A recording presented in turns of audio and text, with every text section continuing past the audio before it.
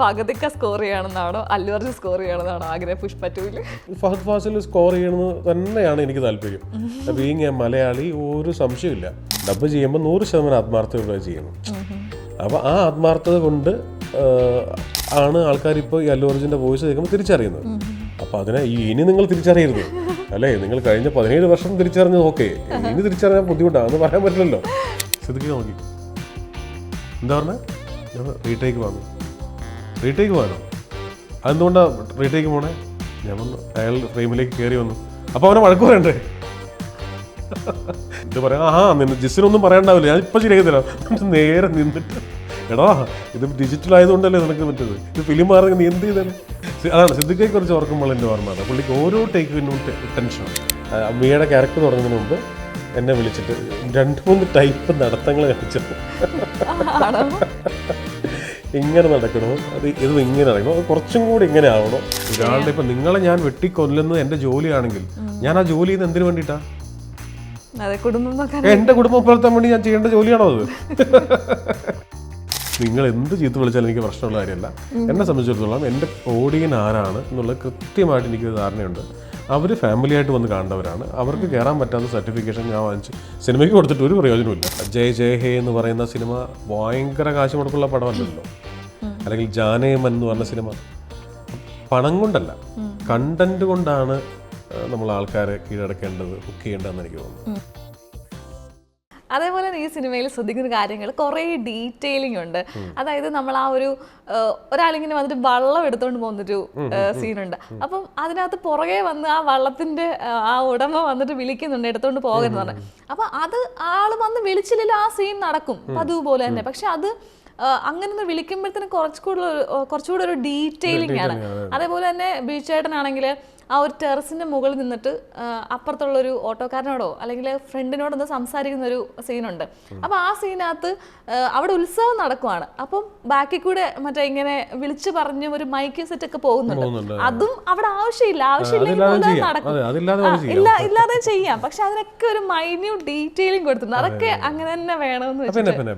അതായത് അതാ പറഞ്ഞത് സ്നേഹം, ഞാൻ അത് എഴുതുമ്പോഴേ ഓരോ ബാക്കിൽ പോകുന്ന മൈക്ക് സെറ്റുകാരൻ എന്താണ് വിളിച്ചു പറയുന്നതെന്ന് പോലും സ്നേഹ ഇപ്പം എന്നോട് ചോദിച്ചാൽ ഞാൻ പറയാം.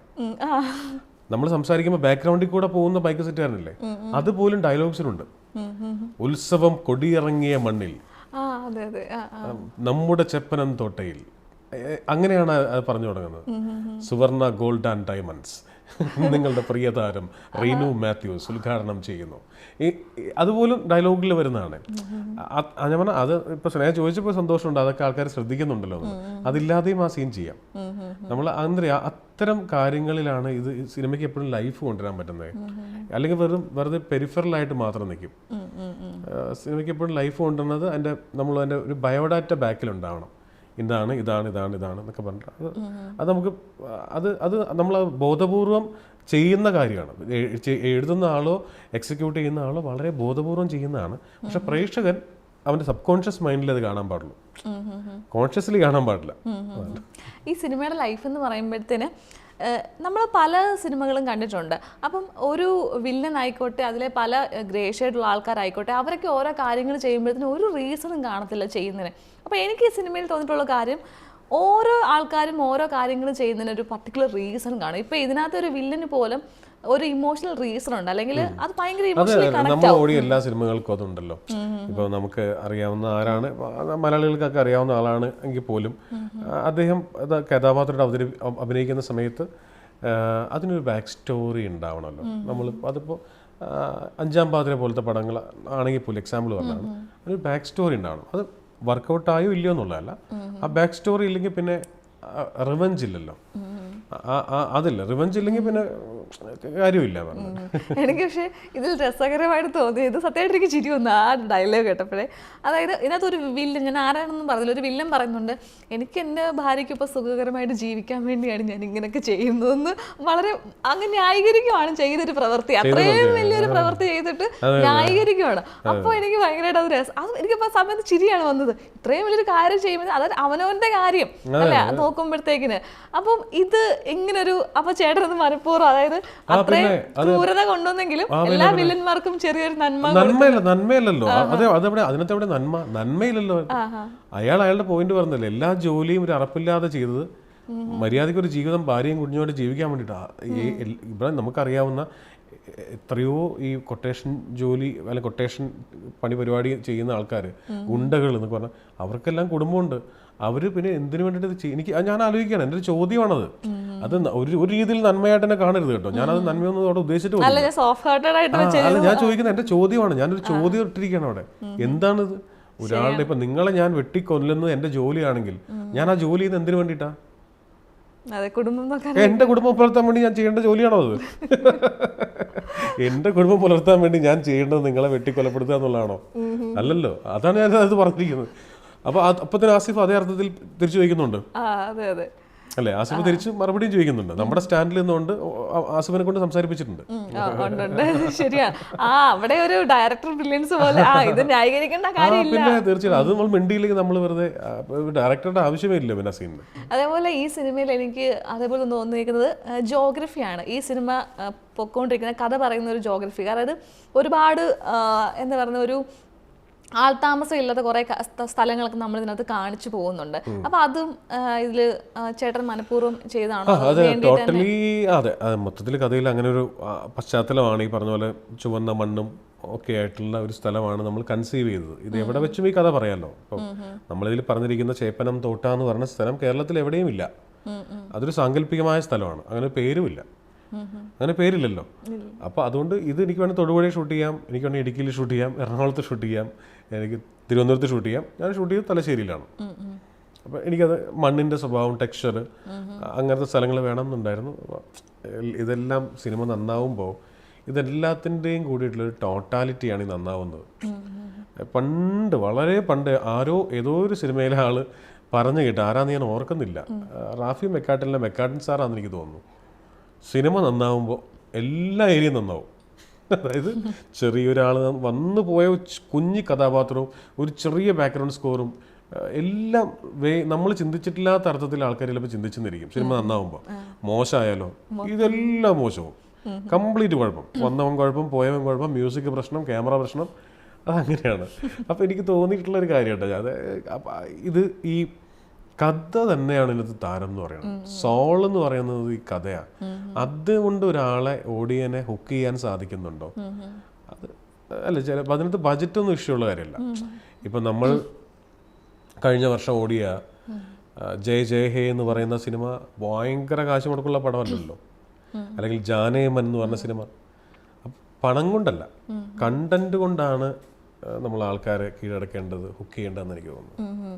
അതേപോലെ ഈ സിനിമ ഇറങ്ങുന്നതിന് മുമ്പ് എല്ലാവർക്കും ഒരു ഡൗട്ടായിരുന്നു ഇതൊരു ഈഗോ സംസാരിക്കുന്ന ഒരു സിനിമയാണെന്നൊക്കെ. അപ്പോൾ നമ്മുടെ ഇന്റർവ്യൂവിലും ജിസ്റ്റോ ചേട്ടൻ പറഞ്ഞിട്ടുണ്ടായിരുന്നു അങ്ങനെയല്ല, അത് ഒരുപാട് വന്നിട്ടുണ്ട്, പക്ഷെ അങ്ങനെയേ അല്ലായിരിക്കും എന്നുള്ളത്.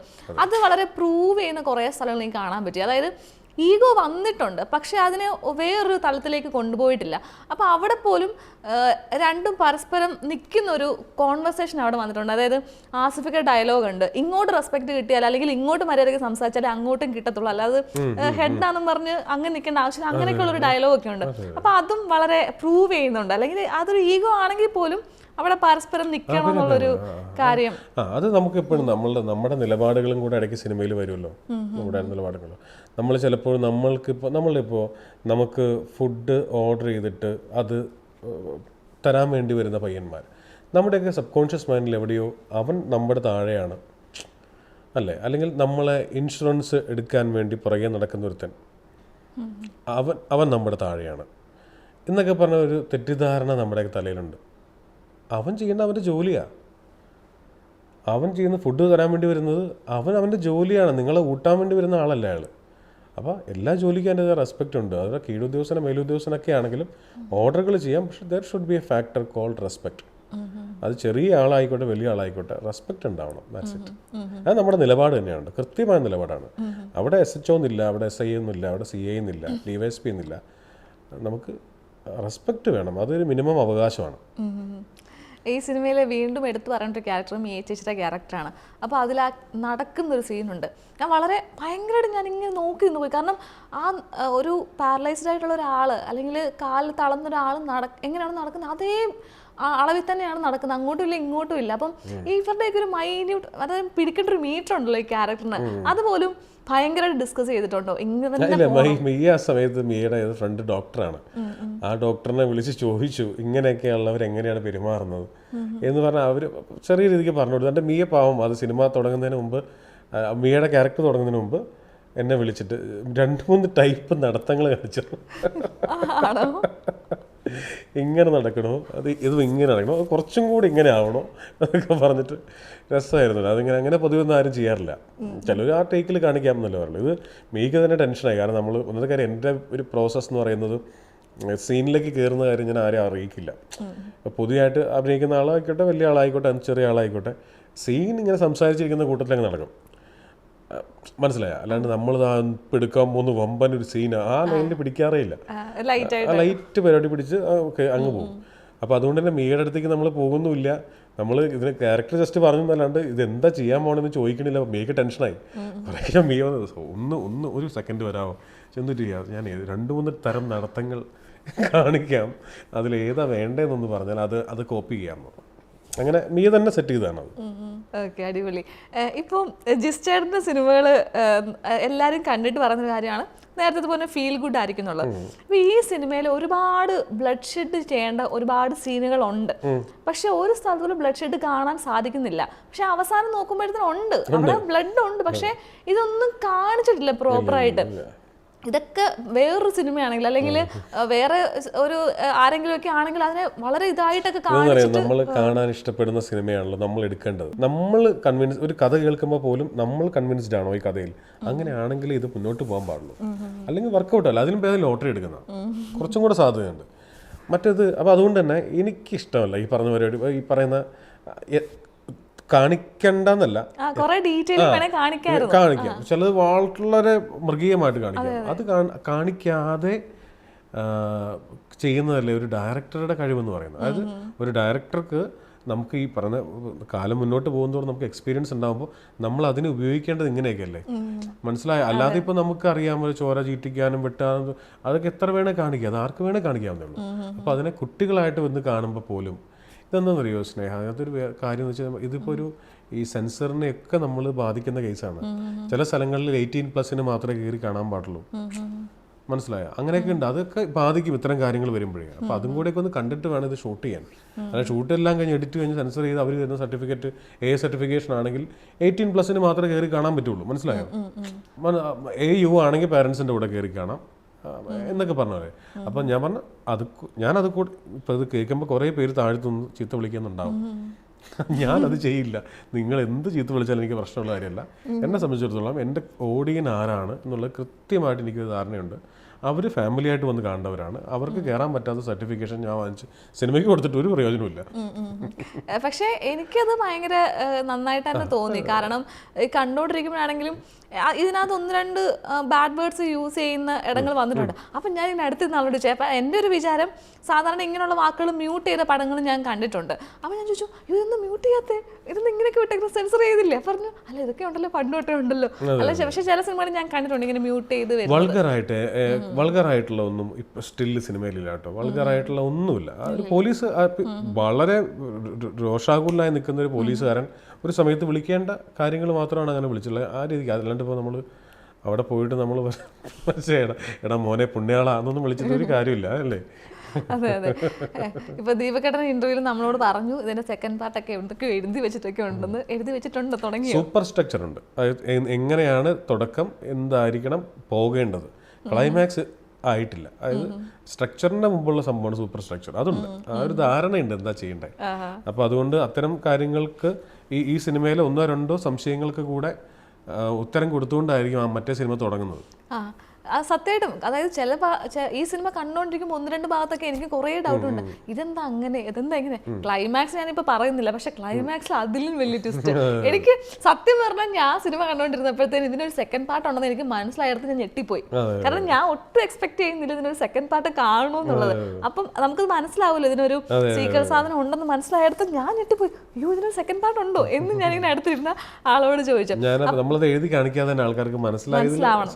അയ്യോ സത്യമായിട്ട് തീർച്ചയായിട്ടും അത് മനസ്സിലാവും. നമുക്ക് ഒരു ക്ലൈമാക്സ് കാണുമ്പോൾ നമുക്ക് മനസ്സിലാവും ഓഫ് കോഴ്സ് ഇതിന് സെക്കൻഡ് പാർട്ട് ഉണ്ട്. അപ്പം നമ്മൾ പ്രതീക്ഷിക്കുന്നുണ്ട് എന്തൊക്കെയോ. നമ്മളിപ്പോൾ വെയിറ്റിംഗ് ആണ്, നമ്മൾ ചില സിനിമകളുടെ സെക്കൻഡ് പാർട്ടിന് വേണ്ടി വെയിറ്റിംഗ് ആണ്. അതേപോലെ തലവൻ്റെ ഒരു സെക്കൻഡ് പാർട്ടിന് വേണ്ടി നമ്മൾ വെയിറ്റിംഗ് ആണ്. അപ്പോൾ എന്തായിരിക്കും തലവൻ്റെ സെക്കൻഡ് പാർട്ടിലൊരു പേര്? എങ്ങനെയായിരിക്കും? തലവൻ 2 എന്നാണോ അതോ വേറെ എന്തെങ്കിലും പേരാണോ? പേര് സെയിം തന്നെ ആയിരിക്കും. അല്ല, നമ്മൾ വേറെ പേരിട്ടാൽ ഇതിന്റെ സെക്കൻഡ് പാർട്ടായിട്ടും ആൾക്കാർ മനസ്സിലാക്കിക്കൊള്ളുന്നില്ല. നമ്മൾ അങ്ങനെ ഉണ്ടോ? വേറെ സെക്കൻഡ് പാർട്ട് വന്ന പടങ്ങൾക്ക് വേറെ പേര് വന്നിട്ടുണ്ടോ? ഇല്ല. പേര് ചെങ്കോലും കിരീടം അങ്ങനെയൊക്കെ കിരീടം ചെങ്കോലും മാത്രമല്ല, പക്ഷെ കണ്ടിന്യൂറ്റി കഥ നിർത്തിയിടത്തുനിന്നല്ല തുടങ്ങുന്നത് അല്ലേ? കിരീടം ചെങ്കോലുണ്ട്, പിന്നെ ഏതാ ഇൻ ഗോസ്റ്റ് ഹൗസ്, അതിന്റെയൊക്കെ ഉള്ളൂ വേറെ വേറെ പേരുകൾ. അത് ഇനി ചിലപ്പോൾ ആലോചിച്ചിട്ട് മാറ്റുമായിരിക്കും അല്ലേ? തലവൻ 2 തന്നെ ആയിരിക്കും മിക്കവാറും. ഇപ്പം ഞങ്ങൾ അന്ന് ഫസ്റ്റ് ഷോ കാണാനുണ്ടായിരുന്നു. അപ്പോൾ ആ സമയത്ത് ഇതുപോലെ ജിസ്റ്റേട്ടനൊക്കെ ബാക്ക് ചെയ്ത് സിനിമ കാണുന്നുണ്ട്. ആ സമയത്ത് മറ്റേ ഇടയ്ക്ക് ഇന്റർവെൽ വന്നപ്പോഴത്തേക്കിന് ആൾക്കാരിങ്ങനെ വിളിച്ചു. രണ്ടാമതും ഉണ്ടായിരുന്നു smoking is injurious to health എന്നൊക്കെ പറയുമ്പോഴത്തേന് എടാ അല്ലു അർജുൻ നേണ്ട് വന്നു ഇതിങ്ങനെ പറയുന്നു പറഞ്ഞ് അപ്പോഴത്തേനും ജിസ്റ്റേട്ടനെ എല്ലാവരും കൂടെ കൂട്ടിരിക്കുന്നവരെല്ലാം കൂടി ഇങ്ങനെ കളിയാക്കുന്നതൊക്കെ ഞങ്ങൾക്ക് ഫ്രണ്ട് ഇരുന്ന കേൾക്കാം. അപ്പൊ ഇതിപ്പോഴും ഇങ്ങനെ കേൾക്കാറുണ്ടല്ലേ? അത്രയും പറഞ്ഞപ്പോൾ തന്നെ മനസ്സിലായി smoking is injurious to health. അത് പറഞ്ഞ ഓഫ് കോഴ്സ് അത് ബിജുവേട്ടനും ആസിഫും ആണ് പറയേണ്ടത്. അവർ രണ്ടുപേരുടെയും വോയിസിൽ അത് എടുക്കാൻ വിട്ടുപോയി. അപ്പോൾ ലാസ്റ്റ് മിനിറ്റിലാണ് ഞാൻ കയറി പറയുന്നത്. അത് കേട്ടപ്പോൾ വീട്ടിലാരും വിളിച്ചു പറഞ്ഞു ഇങ്ങനെ അയ്യോ അല്ലു അർജുൻ പറയുന്നു. അതെ അതെ, ഞാൻ ആ സമയത്ത് അവിടെ ഉണ്ടായിരുന്നു. അപ്പൊ ഞങ്ങളിങ്ങനെ അയ്യോ അതുകൊണ്ട് പുറകിൽ ഇപ്പോഴും വിളിച്ചു പറയണം. നമുക്ക് എല്ലാവർക്കും അറിയാം ഈ കാര്യം എന്ന് പറഞ്ഞാൽ വളരെ എന്താ പറഞ്ഞ വളരെ തമാശയായിട്ട് പറയുകയാണെങ്കിലേ ഇപ്പൊ നമ്മുടെയൊക്കെ സൗണ്ടിന് നമ്മളെല്ലാം അവകാശികളാണല്ലേ. ഇപ്പൊ എന്റെ സൗണ്ട് സ്നേഹയുടെ സൗണ്ട് ആണത്, പക്ഷേ ചേട്ടന്റെ സൗണ്ടിലേക്ക് വരുമ്പോഴത്തേക്ക് അത് അല്ലു അർജുന്റെ സൗണ്ടാണ്, മല്ലു അർജുന്റെ സൗണ്ട് ആണെന്നൊക്കെ അല്ലേ ഇപ്പോഴും പറയുന്നത്. അത് ജിസ്റ്റയുടെ സൗണ്ട് ആണെന്ന് എനിക്ക് അധികം ആരും പറയാറില്ലല്ലേ? ഓക്കെ, അതില് എത്രത്തോളം ഒരു പ്രൗഡാണോ എന്നാണ് അതിനൊരു വികാരം തോന്നുന്നത്? അല്ല, സി നമ്മളിപ്പോൾ അതിനെ പ്രൗഡ് അല്ല എന്ന് ആണെന്ന് പറയേണ്ട കാര്യമില്ല. അത് നമ്മളൊരാൾക്ക് വോയിസ് കൊടുത്തു, അത് ക്ലക്കായി, അതായത് അത് വർക്കൗട്ട് ആയതുകൊണ്ടാണല്ലോ ആൾക്കാർ ഇത് ഓർക്കുന്നത്. ഞാൻ പറഞ്ഞില്ലേ സ്നേഹം, നമ്മൾ ഓരോ ജോലിയും ചെയ്യുന്നത് വളരെ ആഗ്രഹിച്ച് വന്നതാണ്. ഈ ജോലിയിൽ ഡബ് ചെയ്യുമ്പോൾ 100% ആത്മാർത്ഥത ചെയ്യുന്നു. അപ്പോൾ ആ ആത്മാർത്ഥത കൊണ്ട് ആണ് ആൾക്കാർ ഇപ്പോൾ ഈ അല്ലു അർജുൻ്റെ വോയിസ് കേൾക്കുമ്പോൾ തിരിച്ചറിയുന്നത്. അപ്പോൾ അതിനെ ഇനി നിങ്ങൾ തിരിച്ചറിയരുത് അല്ലേ? നിങ്ങൾ കഴിഞ്ഞ 17 വർഷം തിരിച്ചറിഞ്ഞത് ഓക്കെ, ഇനി തിരിച്ചറിയാൻ ബുദ്ധിമുട്ടാണെന്ന് പറയാൻ പറ്റില്ലല്ലോ. എസ്റ്റാബ്ലിഷ്ഡ് ആയി. ഇനിയിപ്പോൾ അത് അല്ലു അഭിനയിക്കുന്ന പടങ്ങൾക്കൊക്കെ നമ്മൾ വോയിസ് കൊടുക്കാൻ ബാധ്യസ്ഥനാണ്. അന്ന് ഈ പറയുന്ന നമുക്കത് സാധിക്കട്ടെ എല്ലാ രീതിയിലും. ഓക്കെ, എന്താണ് പുഷ്പ 2ന്റെ വിശേഷങ്ങൾ? കാരണം പ്രമോ സോങ്ങും കുറെ പാട്ടുകളൊക്കെ നമ്മൾ കണ്ടു. അപ്പോൾ ഡബിംഗ് ഒക്കെ തുടങ്ങി, എന്താണ് അതിന്റെ? തുടങ്ങിയിട്ടില്ല. പുഷ്പയുടെ ഡയറക്ടറുമായിട്ട് ഞാൻ ഇന്നലെ രാവിലെ മിനിഞ്ഞാന്ന് രാവിലെ ഫോണിൽ ഒരു 10 മിനിറ്റ് സംസാരിച്ചു, ദുബായിൽ വെച്ചിട്ട്. കുറേ നേരം. അപ്പോൾ അദ്ദേഹം തലവൻ കാണാമെന്ന് പറഞ്ഞു. ഹൈദരാബാദ് ഒരു ഷോ അറേഞ്ച് ചെയ്താൽ കാണാം, അല്ലുവിനോട് സംസാരിക്കാം എന്ന് പറഞ്ഞു. യാദൃശ്ചികമായി വേറൊരു ഫ്രണ്ട് വിളിച്ചിട്ട് തന്നതാണ്. എന്നോട് പുള്ളി ആദ്യമായിട്ടാണ് സംസാരിക്കുന്നത്, സുകുമാർ സർ. അപ്പം ഞാനിങ്ങനെ പറഞ്ഞു I am very excited to watch Pushpa 2. കാരണം പുഷ്പ നമ്മൾ ഡബ് ചെയ്യുന്ന സമയത്ത് ഒരു എക്സ്പെക്ടേഷൻ ഇല്ല, പക്ഷേ now the expectation level is high. അപ്പോൾ പുള്ളി പറഞ്ഞു ലെറ്റ് സി, നമ്മൾ ജൂലൈയിലാണ് ഡബ് തുടങ്ങുന്നത്, അപ്പോൾ നിങ്ങൾ തന്നെ ആയിരിക്കില്ലേ ഡബ് ചെയ്യുന്നതെന്നൊക്കെ ചോദിച്ചു. ചേട്ടന് ശരിക്കും ഞാൻ വളരെ ഓപ്പൺ ആയിട്ട് ചോദിക്കുകയാണെങ്കിൽ ഫഹദിക്ക സ്കോർ ചെയ്യണമെന്നാണോ അല്ലു അർജുൻ സ്കോർ ചെയ്യണമെന്നാണോ ആഗ്രഹം പുഷ്പ 2-ൽ? അതൊരു നല്ല ചോദ്യമാണ്. അതായത് പുഷ്പ സ്കോർ ചെയ്യുന്നതിനേക്കാളും എനിക്ക് സന്തോഷമുള്ള കാര്യം നമ്മുടെ ഫഹദ് ഫാസിൽ എന്ന് പറഞ്ഞ നടൻ. ഫഹദിനെ നിങ്ങൾ സിനിമയിൽ കാണുന്നതിന് മുമ്പ് എനിക്ക് പരിചയമുണ്ട്, അല്ലെങ്കിൽ ഒരു പരിധിവരെ കയ്യെത്തും ദൂരത്തുന്ന സിനിമയുടെ റിലീസിൻ്റെ അന്ന് മുതൽ എനിക്ക് പരിചയമുണ്ട്. അവിടെ നിന്നുള്ള വളർച്ച ഏറ്റവും അഭിമാനത്തോടെ അടുത്ത് നിന്ന് കാണുന്നതെന്ന് പറയുന്നില്ല, കാണുന്ന ഒരാളാണ്. കാരണം ഞങ്ങളുടെ കൂട്ടങ്ങളിലൊക്കെ അദ്ദേഹം ഉണ്ടായിരുന്നു. ഞങ്ങൾ മറ്റൊരു പേരിലാണ് അദ്ദേഹത്തെ വിളിച്ചിരുന്നത്, അറിയാമല്ലോ, ഷാനു എന്നാണ് എല്ലാവരും വിളിച്ചത്. ആ ഷാനു ഇന്നത്തെ ഫാഫ ആയി ഓൾ ഇന്ത്യ അറിയുന്ന ഒരു ഇൻ്റർനാഷണൽ ലെവലിലൊക്കെ ചിന്തിക്കാവുന്ന ഒരു ഫിഗറായിട്ട് മാറിയതിൽ അതിയായ സന്തോഷമുണ്ട്. അപ്പോൾ അതുകൊണ്ട് തന്നെ ഫഹദ് ഫാസിൽ സ്കോർ ചെയ്യണമെന്ന് തന്നെയാണ് എനിക്ക് താല്പര്യം. ബീയിങ് എ മലയാളി, ഒരു സംശയമില്ല. അതിനകത്ത് ഇനി വേറൊരു ചോദ്യത്തിൻ്റെ അല്ലെങ്കിൽ വേറെ ചിന്തയുടെ പോലും ആവശ്യമില്ല. ഫഹദ് ഫാസിൽ എന്തായിരിക്കും, അത് എങ്ങനെയായിരിക്കും അത് ചെയ്യുന്നത്? അത് ഞാൻ സുകുമാർ സാറിനോട് പറഞ്ഞത്. I am very excited. നമ്മളെല്ലാവരും കാരണം അത്രയും ഒരു ഹിറ്റ് അടിച്ചൊരു പടമാണ്. അതിൻ്റെ സെക്കൻഡ് പാർട്ട് എന്ന് പറയുമ്പോഴേ എന്താണ് അവർ ചെയ്തു വെച്ചിരിക്കുന്നത് എന്നുള്ളത് വെയിറ്റിംഗ് ആണല്ലേ. വെയിറ്റിംഗ് ആണ്. ഓക്കെ, ഇപ്പോൾ ഇതേപോലെ ഞങ്ങൾ ഇന്നലെ തിയേറ്ററിൽ ഇങ്ങനെ സിനിമ കാണാൻ പോയപ്പോൾ PVR പോയപ്പോഴും ചേട്ടൻ അറിയായിരിക്കും അവിടെ ഒരു ഓഫറൊക്കെ ഉണ്ട്, ഒരു 99 റുപ്പീസിന് ഇപ്പോൾ സിനിമ കാണാൻ ട്യൂസ്ഡേസിലൊക്കെ. അപ്പോൾ അവിടെ നിന്ന് വെച്ചാൽ നോക്കിയപ്പോഴത്തേനും ഞാൻ ചോദിച്ചു എല്ലാ പടങ്ങളും കൊണ്ടോ, ഇല്ല തലവനില്ല, ഓടുന്ന പടങ്ങൾക്ക് ഹിറ്റായ പടത്തിനില്ല. അപ്പോൾ ചെയ്താന്ന് ചോദിച്ചപ്പോൾ തലവന് മാത്രമേ ഉള്ളൂ ആ ഒരു ഓഫറില്ലാത്ത. അപ്പോൾ അത്ര അടിപൊളി ഡിമാൻഡഡ് ആണ് ആ പടം. അപ്പം അതിലെത്രത്തോളം സന്തോഷമുണ്ട്? സന്തോഷമുണ്ടെന്നേ, നമ്മൾ അങ്ങനെയൊക്കെ കേൾക്കുന്നതും കാണുന്നതും ഒക്കെ സന്തോഷമാണ്. സിനിമകൾ എപ്പോഴും ഓരോ നിർമ്മാതാവും, നമ്മളെന്നല്ല എല്ലാവരും അവനവൻ്റെ പടത്തിന് കാശ് കിട്ടണം, അത് നന്നാവണം. ഇതൊരു കലയും കച്ചവടം കൂടിയാണല്ലോ. അപ്പോൾ ശ്രീനിയേട്ടൻ സൺഡേ ഹോളിഡേയിൽ ലാലുവേട്ടനോട് പറയുന്നുണ്ട്, ലാൽജു സാർ ചോദിക്കും ഞാൻ എന്താണോ എൻ്റെ പുറകെ നടക്കുന്നതെന്ന് ചോദിക്കും. അപ്പോൾ ശ്രീനിയേട്ടൻ പറയുന്നുണ്ട്, സാറിൻ്റെ സിനിമയിൽ കച്ചവടത്തിനൊപ്പം കലയും കൂടെ കാണാറുള്ളതുകൊണ്ടാണ്. ഇത് കലയും കച്ചവടം കൂടെ ചേർന്നൊരു പരിപാടിയാണ്. അപ്പോൾ അതുകൊണ്ട് നമുക്ക് നമ്മുടെ സിനിമകൾ ജയിക്കണം, ഞങ്ങൾ പറഞ്ഞ പോലെ അതായത് നമ്മുടെ സിനിമ ജയിക്കണം എന്നെല്ലാവരും ആഗ്രഹിക്കും. എന്ന് കരുതി മറ്റേ സിനിമ തോക്കണം എന്നില്ല. നമുക്ക് എല്ലാ സിനിമയും ഓടണം. ഇൻഡസ്ട്രി ഉണർന്ന് നിൽക്കണം. ഞങ്ങളുടെ നിർമ്മാതാവ് അരുൺ കഴിഞ്ഞ ദിവസം പറയുന്നു, ഇൻഡസ്ട്രി ഉണർന്ന് നിൽക്കുന്ന സമയത്തെ കച്ചവടമുള്ളൂ. രാപ്പകൽ എന്ന് പറയുന്ന സിനിമയിൽ വിജയരാഘവൻ ചേട്ടൻ നയൻതാരയോട് പറയുന്നൊരു ഡയലോഗുണ്ട്, ഉഗ്രൻ ഡയലോഗ് അത്. ഉത്സവം നടക്കുന്ന സമയത്ത് വേണം കച്ചവടം, അത് കഴിഞ്ഞാൽ പിന്നെ കുറച്ച് പൊട്ടും പൊടിയും കടലാസ് കഷ്ണങ്ങളെ ബാക്കി ഉണ്ടാവുള്ളൂ. എന്തെങ്കിലും നടക്കണമെങ്കിൽ ഉത്സവത്തിൻ്റെ സമയത്ത് നടക്കണം എന്ന് പറയുന്നത്. അതായത് ആള് വനക്കമുള്ള സമയത്ത് വേണം കച്ചവടം. ആ ആള് വനക്കവും ഇപ്പോൾ ഉണ്ട് തിയേറ്ററിൽ.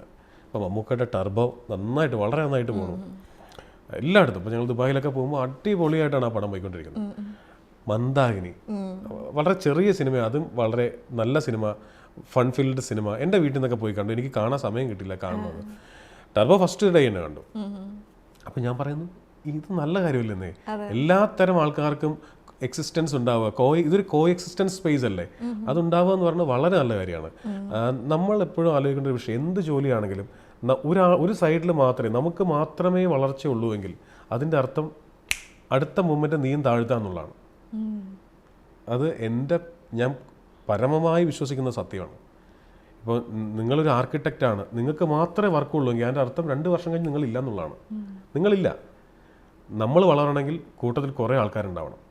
അതാണ് പണ്ടത്തെ ആൾക്കാർ നാട് ഓടുമ്പോൾ നടുവേ ഓടണം എന്ന് എഴുതി വെച്ചിരിക്കുന്നത്. നാട് ഓടും, അല്ലാതെ നാട് ഓടുമ്പോഴേ നടുവ് കാണാൻ പറ്റുള്ളൂ.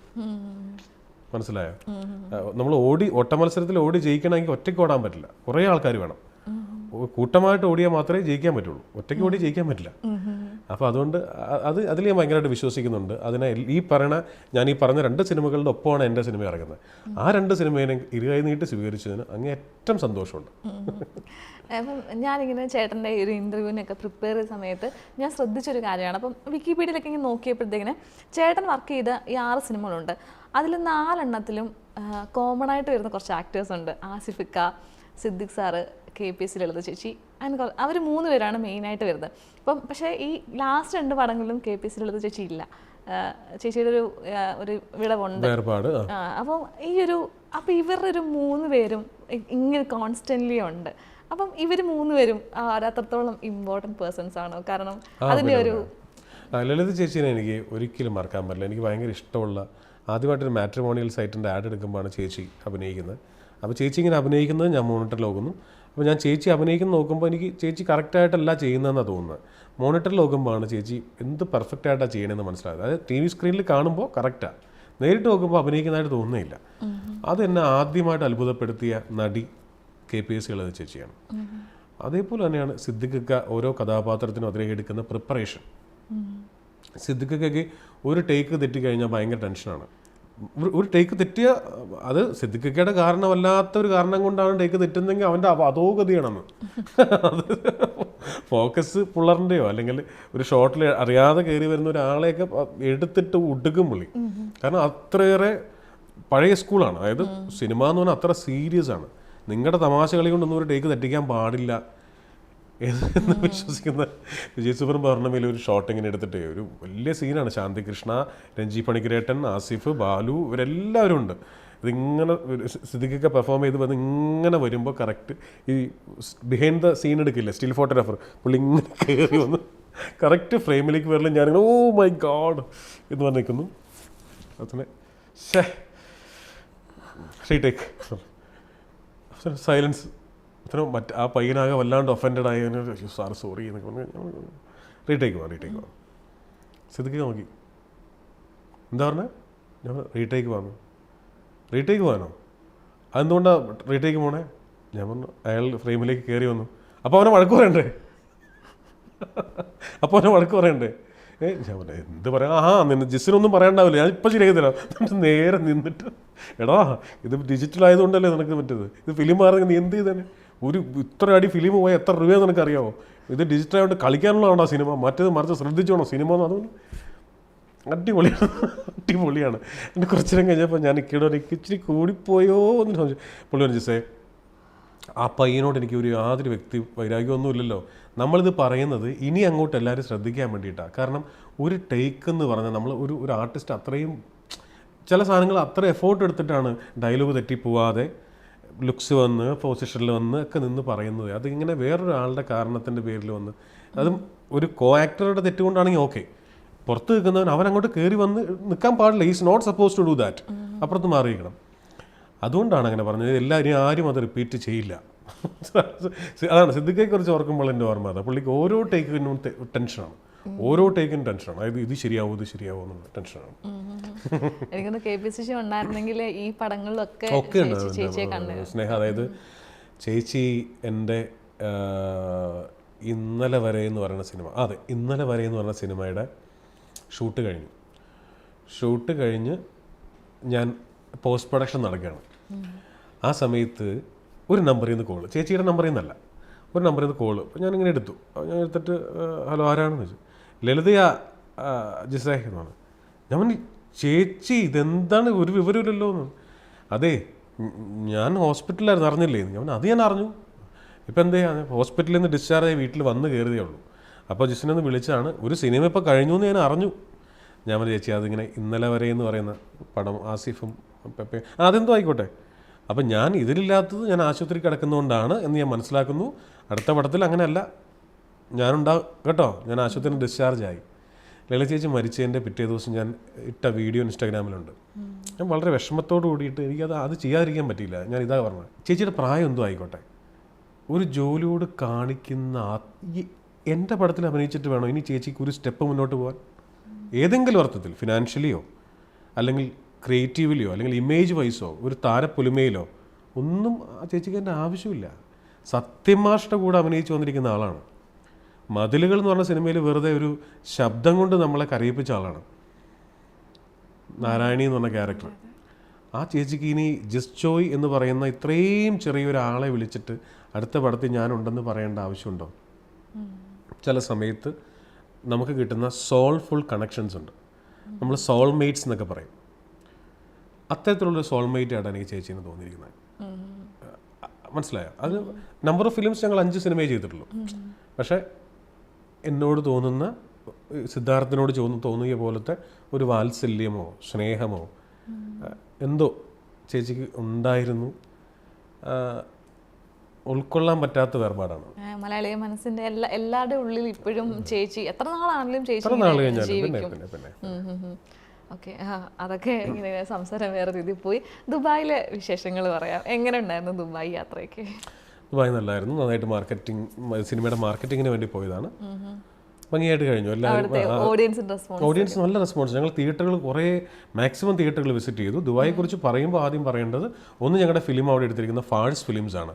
ഗുൽഷൻ എന്ന് പറയുന്ന ഒരാളാണ്, ഇറാനിയനാണ്. അദ്ദേഹമാണ് അവിടുത്തെ മലയാള സിനിമകൾ, അല്ലെങ്കിൽ ഇപ്പോൾ സിനിമകളുടെ മലയാള സിനിമ എന്ന് മാത്രമല്ല എല്ലാ സിനിമയും അവിടെ എടുക്കുന്ന മേജർ അവിടുത്തെ തലവൻ എന്ന് പറയുന്നത് ഗുൽഷനാണ്. ഗുൽഷൻ ഒരു അത്യാവശ്യം നല്ല പ്രായമുള്ളൊരു കക്ഷിയാണ്.